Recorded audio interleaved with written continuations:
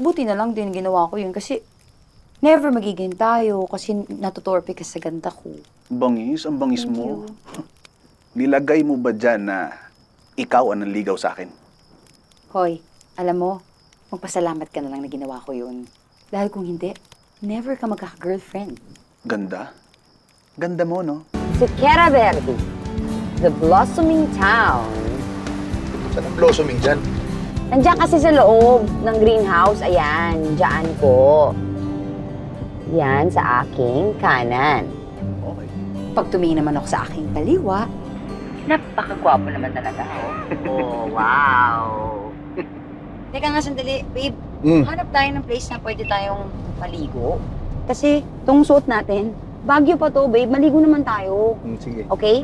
Tapos kain tayo sa, sa Friday Mar. Makakain doon. Kamaran Safts. Kamatis? Yes! Yes!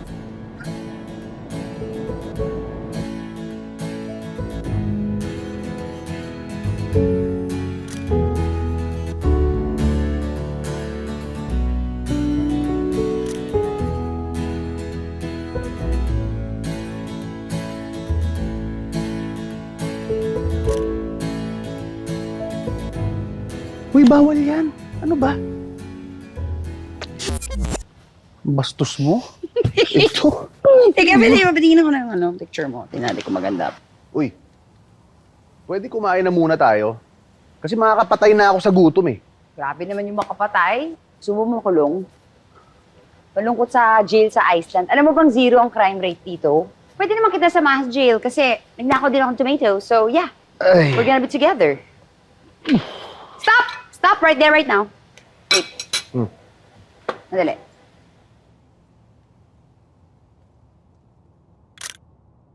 O, pwede na? Yep. Pero magsiselfie muna ako. Ano yan? Hindi ka kakain, puro ka lang selfie? Baby naman. One day, memory na lang lahat ng ito. Exactly. Pero yung memory mo, hindi mo maalala yung lasa ng tomato soup. Puro ka kasi picture. Eh, anong point? Hindi natin ma-relive yung moment, di ba? On the contrary, mas mababalik-balikan mo per se ang moment ad infinitum dahil na-capture mo siya dito. Res ipsa loquitur. Pinairal mo na naman yung pagiging lawyer mo. Ay, hindi ka nga pala lawyer. Babe, tingnan mo nga. Ano mas okay na photo? Ito? O ito? Tayo lang. Babe, hindi pareho. Tingnan mo to. O ito. Babe, nagawa mo dyan? Babe! Tingnan mo to. Naalala mo to? Dala mo to? Kaya ang bigat ng bag mo eh. Hindi! Diba? Grade 4. Ito yung record ng lahat ng gusto nating sabihin sa isa't isa. Dito ako nag-confess na mahal kita. Dahil sa sermon ng pare na paamin ka. Kasi nga, sabi ni Father, love your neighbor. Niliteral mo naman. Kasi nga nung time na yun, di ba, akala ko, alis na kayo papuntang US, tapos di na kayo babalik. So, yeah. Babe, summer break. Siyempre, bakasyon, babalik. Buti na lang din ginawa ko yun kasi never magiging tayo kasi natutorpe ka sa ganda ko. Bangis, ang bangis Thank mo. you. Nilagay mo ba dyan na ikaw ang nanligaw sa akin? Hoy, alam mo, magpasalamat ka na lang na ginawa ko yun. Dahil kung hindi, never ka magkaka-girlfriend. Ganda? Ganda mo, no? Mm-mm. Dapat ikaw ang magpasalamat sa akin. Bakit? Kasi pinagbigyan kita. Ayoko mapahiya ka eh. Naawa ko sa'yo. Eh, ganun talaga. Ito, basahin mo to ah.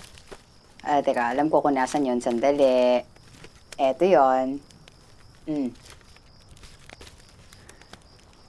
Dear Jen, hindi mo alam kung gaano ako kasaya na girlfriend kit. Forgery.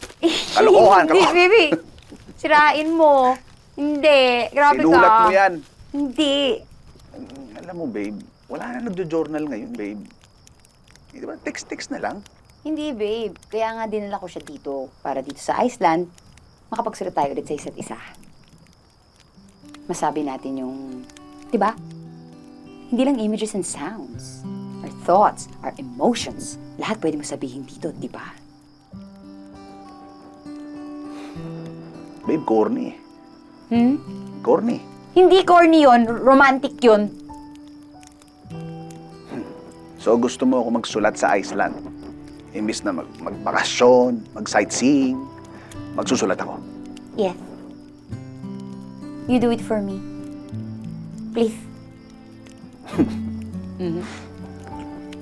Okay. I'll do it for you. If you do...